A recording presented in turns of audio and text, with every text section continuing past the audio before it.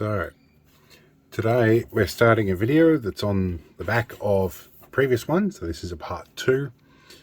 I didn't have a very good day on part 1. Consequently, I didn't get around to filming an intro for part 2. I just wanted to get things over and done with. Anyway, I had a problem with the 100 amp 28 volt generator, which is technically an alternator, in the 6-wheel drive Land Rover Perentie ambulance that I own. It's set up as a camper. I use a 24 volt system in the rear module, and it's quite handy, especially when I want to boil some water. So decided to pull that out as we've diagnosed it with a regulator failure, and over the last 3 months I searched around and found another one. Now this other one only cost me about $100, and then about another $100 to get somebody to go and get it for me. It was a long way away. And then Tinkerman Mick ended up loaning me the use of a vehicle to get there as well that didn't cost me 30 litres to the 100k of diesel, which was very kind of him. So props. Go check out Tinkerman Mick on the channel. If you can't find him, you'll find him as a recommended on my channel homepage. Anyway, good mate of mine. Anyhow, we got this alternator out, and we've got it apart, and we've got the second spare one apart, which has clearly been full of water. But we managed to get enough parts to make this work. So basically, this is the story of how I put it all together and what we did, and all the people I've had to involve to make this work. So interestingly enough, here is a part 2. If you're looking for part 1, the link is in the description.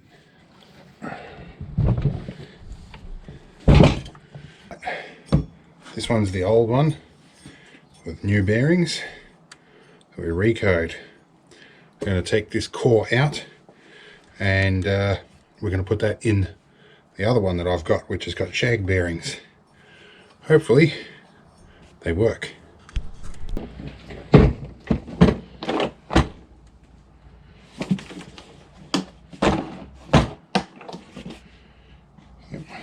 I'm going to put a marker on here. Yep. And this is nice, it's got a slot in the fan. Yep. We can undo the screws. Just a marker across those two.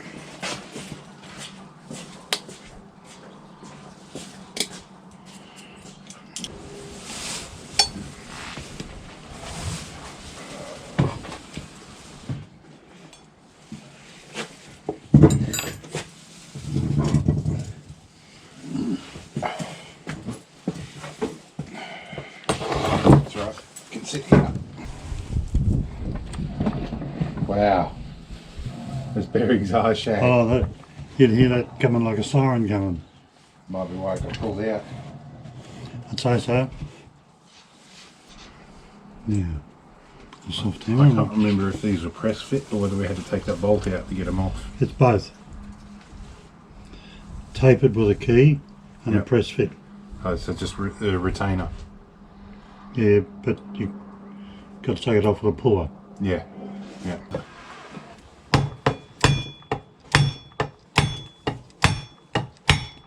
I'm going to put a more solid board under that.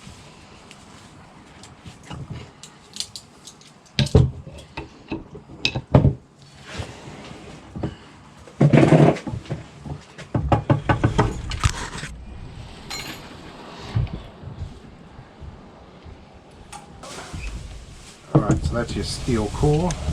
Yep. It's just laminated steel plates with retaining strips on it.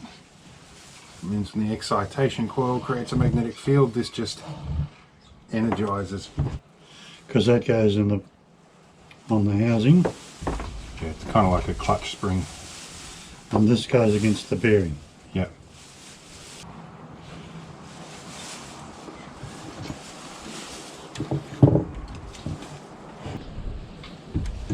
Well, you can see where I've been. I marked everything. Look like there's any obvious issue with it. This is going to take a while. Yep. Just keep doing little doses of WD-40. Yep. Might help you.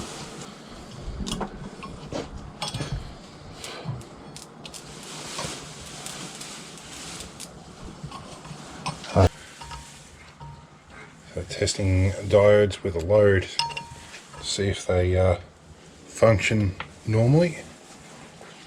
If the diodes are good, we might just change the regulator. Well, these are pretty common. Actually, believe it or not, my favourite military supplies guy sold a brand spanking new one for 40 bucks because nobody would buy it. He's like, I sold it like a week before you showed up looking for one. Mm-hmm. So now he calls me whenever he gets any of this sort of thing. He's got quite a number of little bits of Land Rover stuff in it. Stuff he bought from auctions too. So one thing he gave me when I was there picking this up was a chain wrench. Oh yeah. So I think it's like a strap wrench but with chain, and I think that'll be really handy. That's handy. Trying to get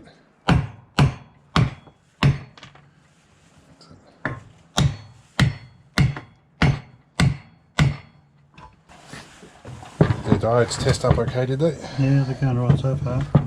Well, how about we just wrap the regulator module out of the back of this one? Yeah, I'll finish the diodes yet. Okay.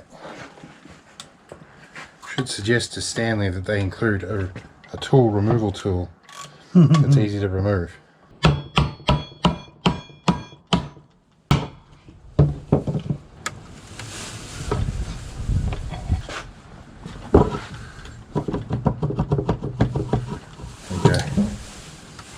I heard a washer drop.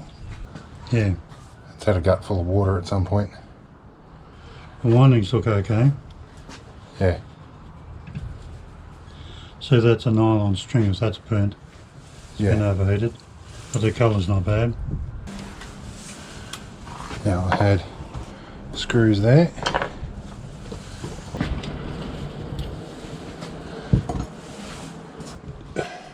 Yeah. Tops of the diode's all rusty. It's been full of water for a while and not been washed out, so the diodes will need changing for sure. That's a different type of regulator. So that's an aluminium machine housing. Yep. This is a pressed tin housing. Yeah, this would be an earlier revision. I'd expect that the circuit would still be the same though. Oh yeah.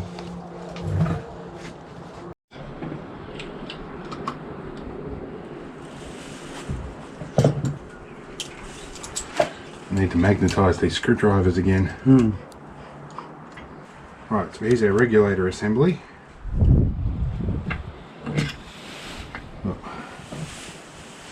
You see this one's got a conformal coating over the back of that.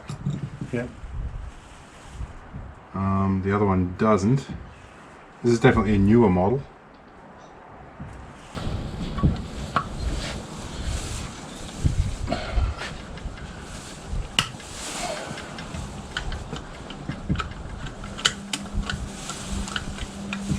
On that one.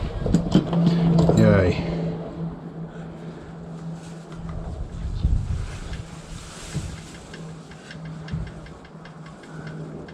Alright. Pile of dirt coming out of this one. This one's definitely been drowned. Yep. I hope the bit we need actually bloody works. Alright. Might be wire time.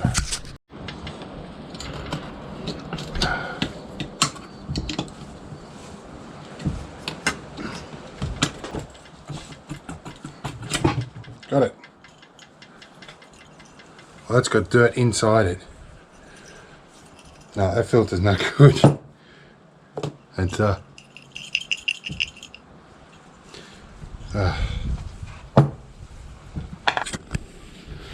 Right, now this is important. I'm going to remove the black wire off the top and the red wire off the positive lower. So this guy is going to come off. Can I get you off? There we go. This one underneath can come off. That should get us out of the body. And then the rest is still largely intact.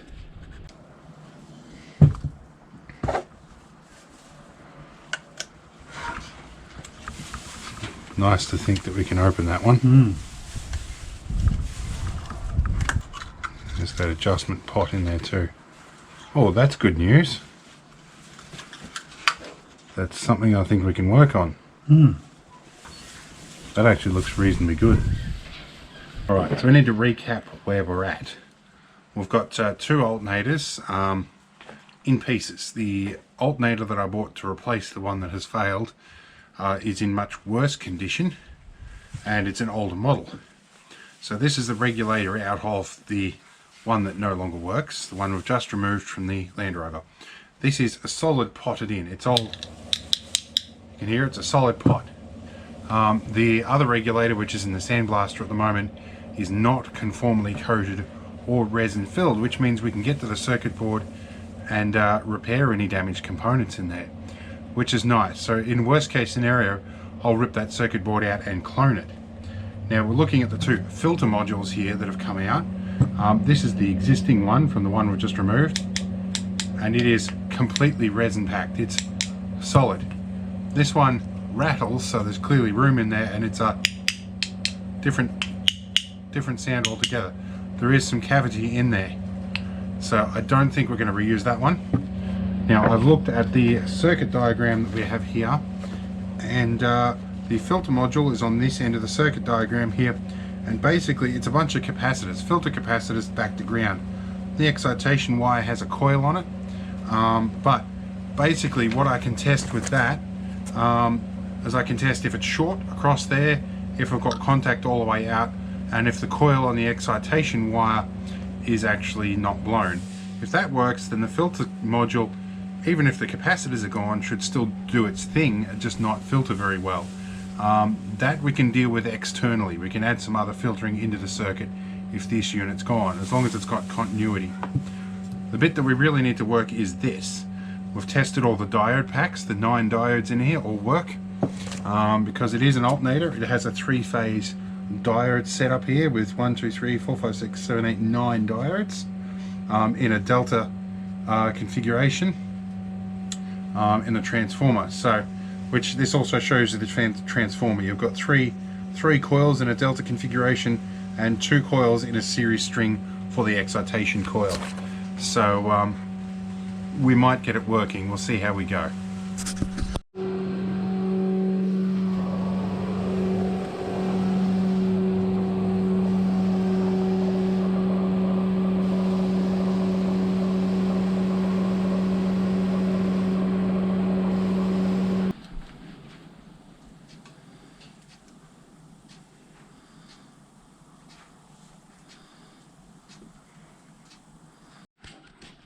Alright, we have our regulator that's been sandblasted and repainted, and the contacts look a lot cleaner.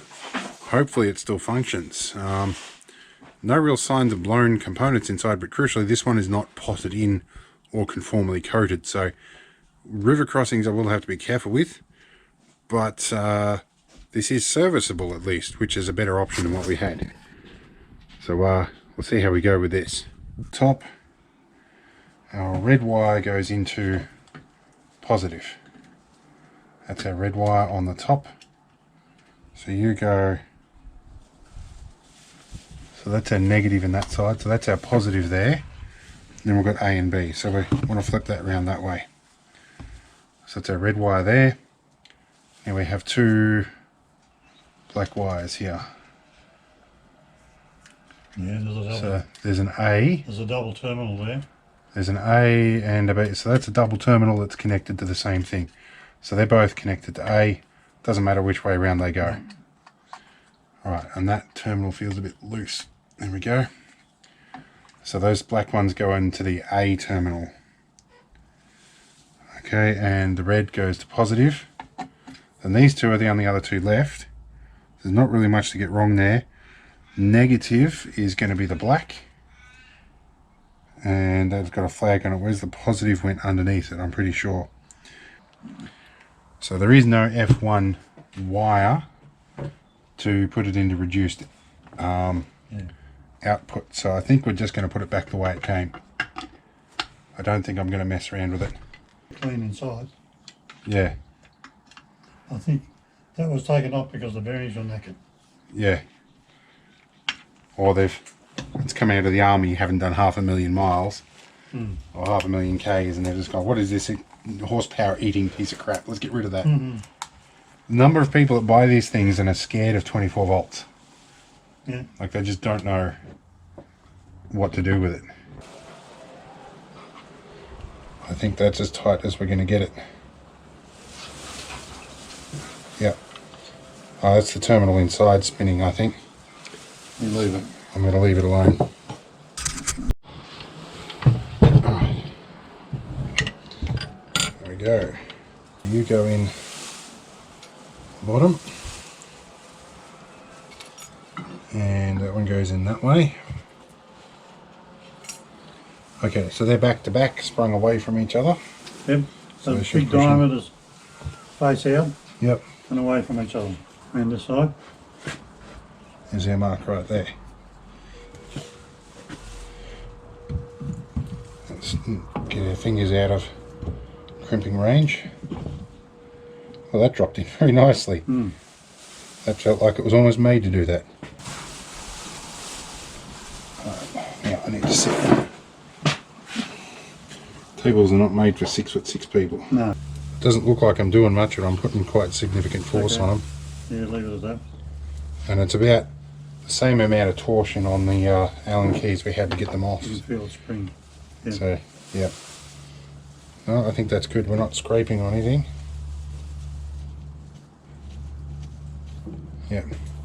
Okay. Alright, I'm going to wash hands at least. 2 hours later.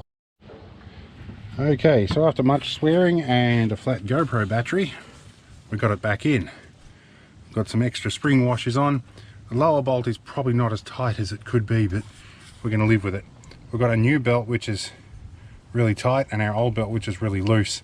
So they'll stretch and even out over time. But for the moment we've got one belt tight that should do the job. Let's go start it up. Alright, moment of truth. We do have solar connected, but we're at 25.1. We're at 12.4 on the 12 volt side. Let's see what happens when we start her up. So far we got nothing. We probably need to connect the 24 volt wire. Alright, take two. So we're at 25.1 volts and let's fire up, see what happens. And we're increasing in voltage. We are generating some power. That's good to see. Let's bring the revs just up a little bit. Should level about 28, I would expect. We have power. We'll let it run for a bit and see what happens. Alright, I've been running it for a couple of minutes. I've been and turned the boiling vessel on, which pulls about 14 or 15 amps. And we're staying nice and solid, just below 28 volts. My regulator in the back here says about 2 amps, but that's doubled because it's set up for 12 volts. And so they make about 4 or 5 amps, which hasn't changed from when I turned the boiling vessel on or off. So this is keeping up pretty well. And the shunt for that regulator is across the batteries, not across the charging circuit. At some point, I would like to get this ampermeter hooked up across that alternator, but it's not connected at the back. We'll figure that out one day. For now, it works. Alright, so it's been an adventure, but we got it working. And you may notice there's an oil patch there and a little trail of oil that leads off. That was from the banjo fitting, the oil feed to the alternator that I had mistaken for a vacuum line, and loosened it, forgot to tighten it back up, and I lost 2 litres of oil. Fortunately, I got in before the low oil warning light came on, and I didn't go very far or fast, so hopefully I haven't killed the turbo. 24 volt alternator works just fine. It regulates properly, so the regulator was the problem. That's what we changed. Hopefully everything else is fine. Now crucially, this regulator is not potted in resin, so we can fix that. It's serviceable. Very happy about that. Now I can actually have my hot meals on the run. So particularly when I go to oncology, I can have a hot meal ready for me when I get there. The 4G Wi-Fi works. So I'm pretty well set. I think I'm going for an overnight trip after this. I'm pretty well done. See you in the next video. I hope it's not so dramatic, but more interesting. See you in the next one.